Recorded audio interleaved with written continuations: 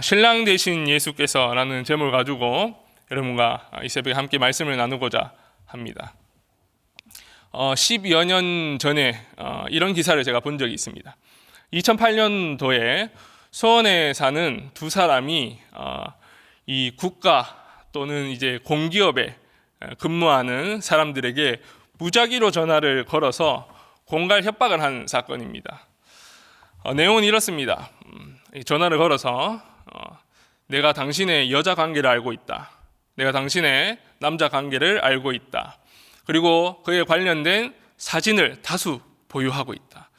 1천만 원을 나에게 송금하지 아니하면 내가 이것을 가정과 또 직장에 유포하겠다. 이렇게 협박을 한 것이죠.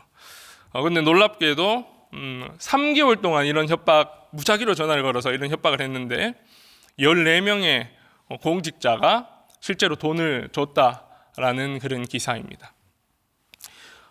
제가 이 통계청에서 통계를 한번 찾아봤습니다. 최신 자료가 2017년 자료인데 이제 전국에 2017년에 이혼한 건수가 10만여 건 정도 됩니다. 근데 그 중에 이 배우자의 부정행위로 이혼한 건수가 약 한 8천 건입니다. 한 10분의 1 가량 정도 되는 것이죠. 그리고 이제 DNA 검사라고 여러분 아시죠? 유전자 친자 검사인데 이게 2001년도에는 95건, 그리고 2005년도에는 950건, 그리고 거의 한 10년 지난 2014년도에는 4,600건으로 증가했습니다. 그리고 더 놀라운 사실은 10명 중에 3명이 친자가 아닌 것으로 나왔다는 것이죠. 지금 2021년도니까 대략 한 6년 정도 지났는데 훨씬 더 많이 증가했을 것이라 생각이 됩니다. 거의 모든 영역에서 세상은 급격하게 변화를 맞고 있습니다. 우리가 코로나 이 시대 가운데 정말 세상이 급격하게 변하고 있다라는 것을 너무 잘 체험하고 있죠.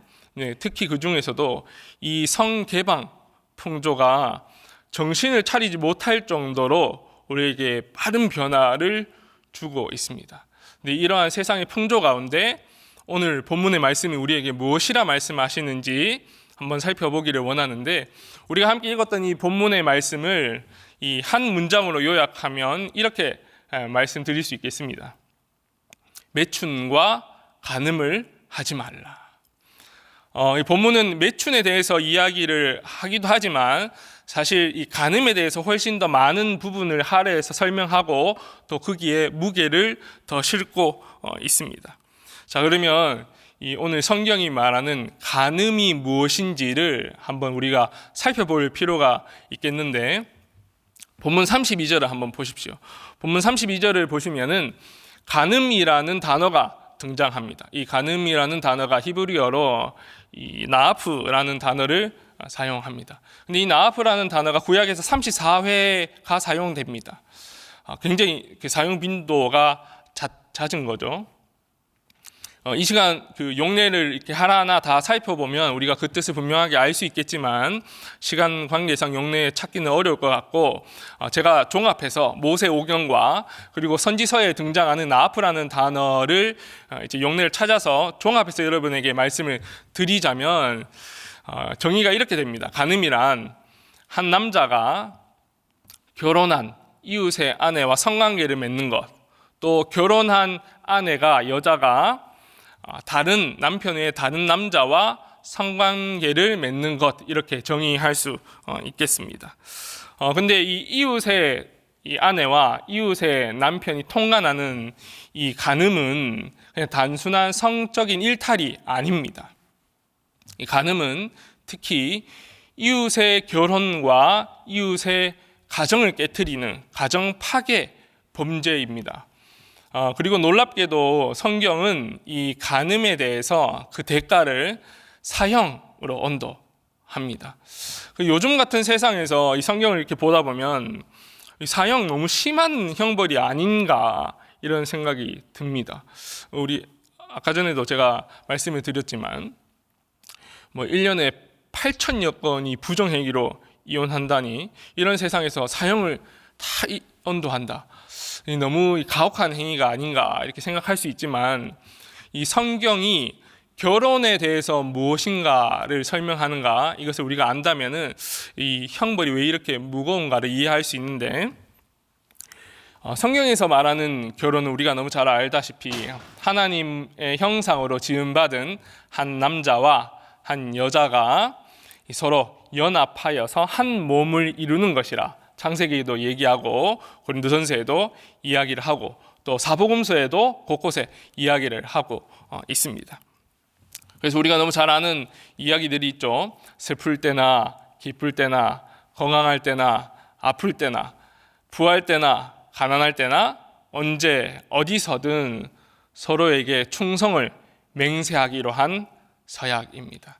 그리고 우리가 결혼 예식에 참석해서 이 예배를 드리면은 혼인 서약 때 빠지지 않는 문구가 있습니다. 죽음이 두 사람을 갈라놓을 때까지 서로 사랑해라, 함께 살아야 된다. 이 문구죠. 우리에게 너무 익숙한 문구죠. 그런데 이와 아주 유사한 말씀을 마태복음에서 예수님께서 말씀하십니다. 하나님께서 짝지어 주신 것을 사람이 나눌 수 없느니라. 이 말의 뜻이 무엇일까요? 결혼이란 죽음이 갈라놓기 전까지는 서로에게 신실하게 순결을 지키겠다, 그리고 사랑하겠다라는 서약입니다. 결혼의 맹세이죠. 따라서 결혼은 이렇게 얘기할 수 있습니다. 생명을 내놓은, 생명을 건 계약입니다.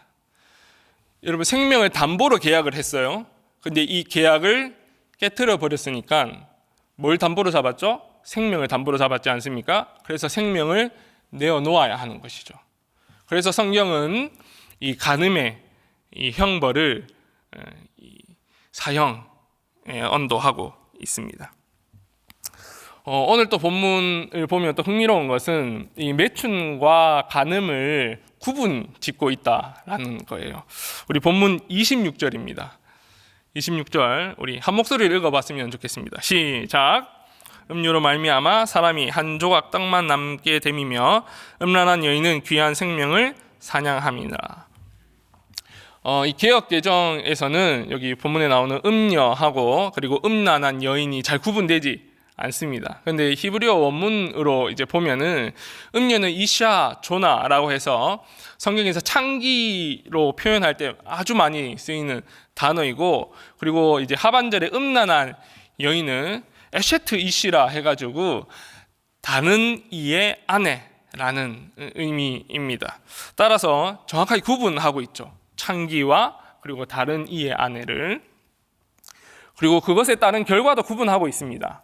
이 매춘 행위를 하면은 떡 한 조각, 빡 한 조각이 남을 정도로 가산을 탕진할 수 있다, 이렇게 설명을 하고, 그리고 이제 에셰트 이시, 간음을 하게 되면은 귀한 생명까지 잃을 수 있다, 이렇게 그 결과에 대해서 경고하고 있습니다. 왜냐하면 여러분, 간음한 여인의 남편이 피해 복수를 할 수 있기 때문이죠.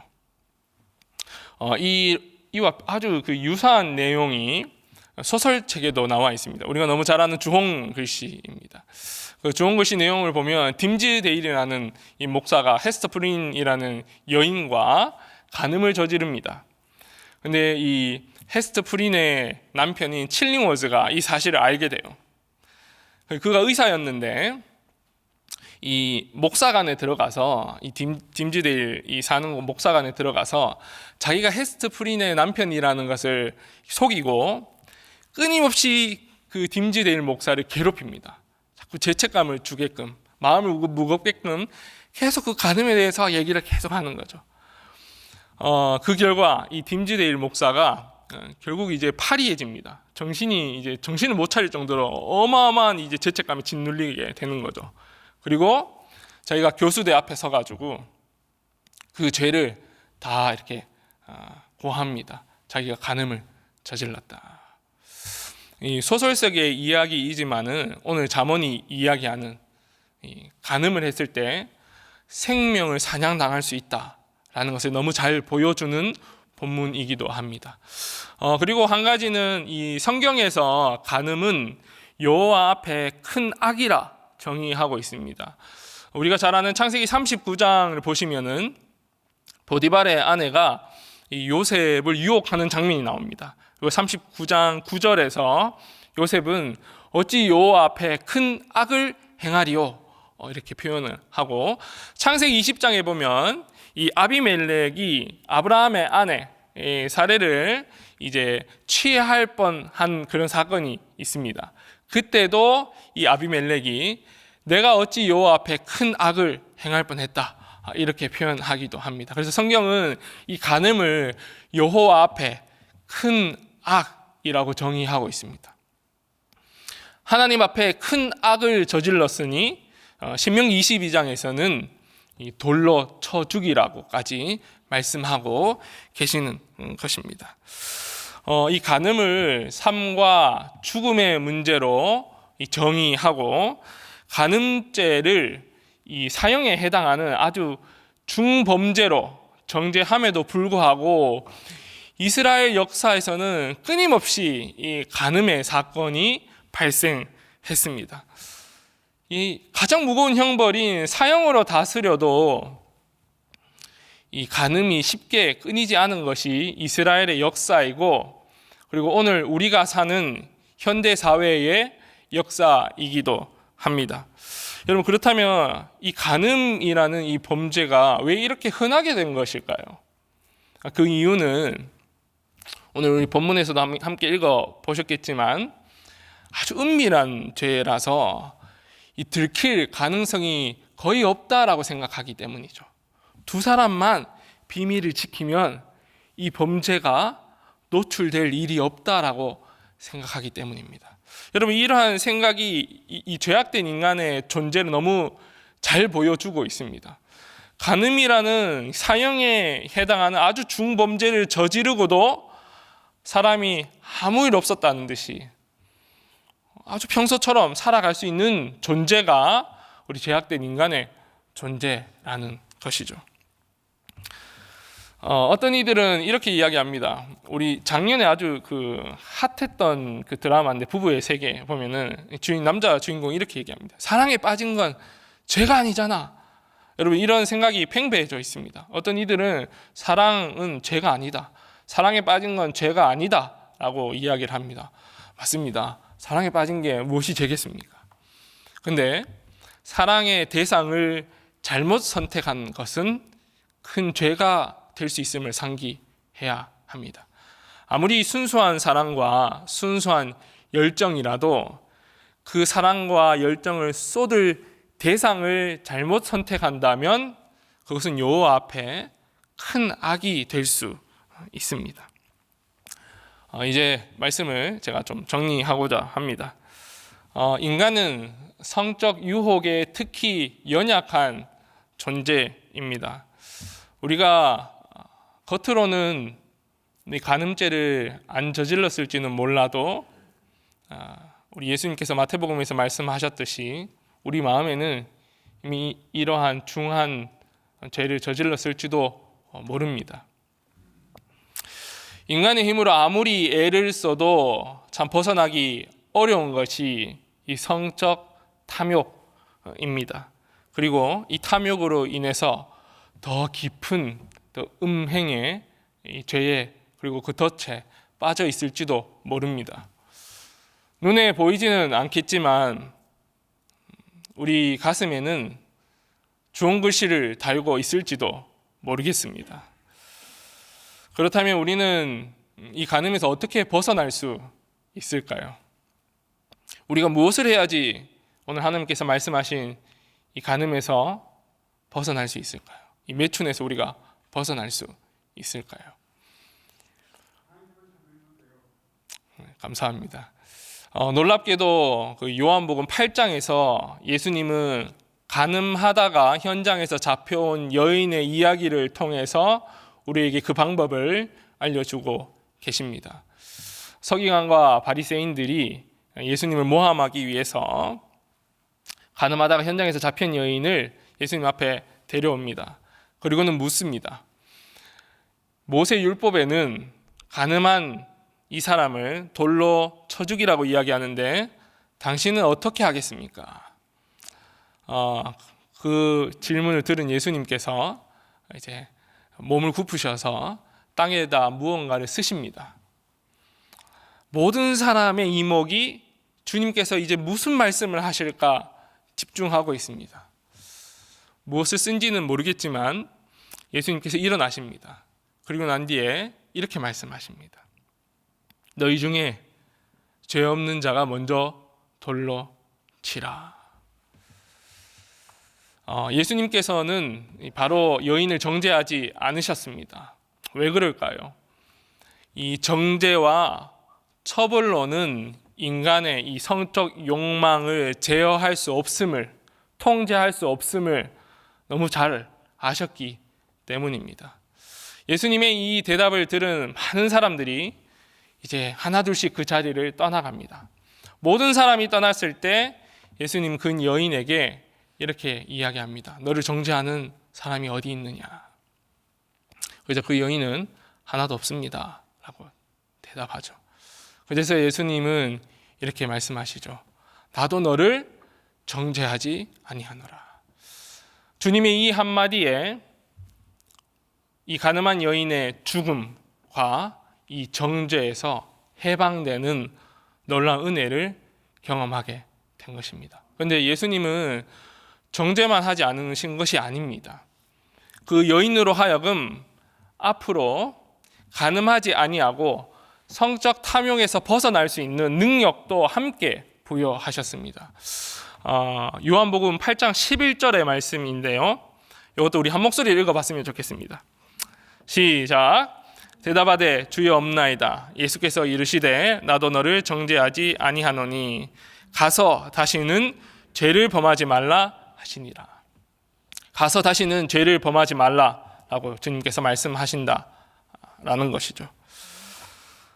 여러분, 이 말은 그냥 단순히 내가 정죄하지 않는다, 너 가서 앞으로 그 죄를 범하지 말라라는 그냥 단순한 문구로 이해할 수 있는 것이 아니라 이 말 가운데는 하나님의 무한한 사랑을 네가 경험하였으니 그 사랑으로 인하여서 네가 그 성적 탐욕 가운데서 벗어날 수 있다라고 말씀하신 것입니다. 그런데 우리 주님은 말로만 이렇게 용서하신 것이 아닙니다. 실제로 우리 주님께서는 가늠한 여인을 위해서, 그리고 가늠한 것과 같은 우리를 위하여서 십자가에서 자신의 생명을 내어 주셨습니다. 여러분, 제가 초두에 결혼은 생명을 건 계약이라 말씀을 드렸습니다. 생명을 내어놓은 계약입니다. 우리 모두는 주님 앞에 이 결혼의 계약을 깬 가늠한 자들입니다. 우리의 생명으로 그 계약의 파기의 값을 갚아야 합니다. 그런데 우리 주님께서는 십자가의 죽으심을 통하여서 대신 생명으로 그 값을 갚아 주셨습니다.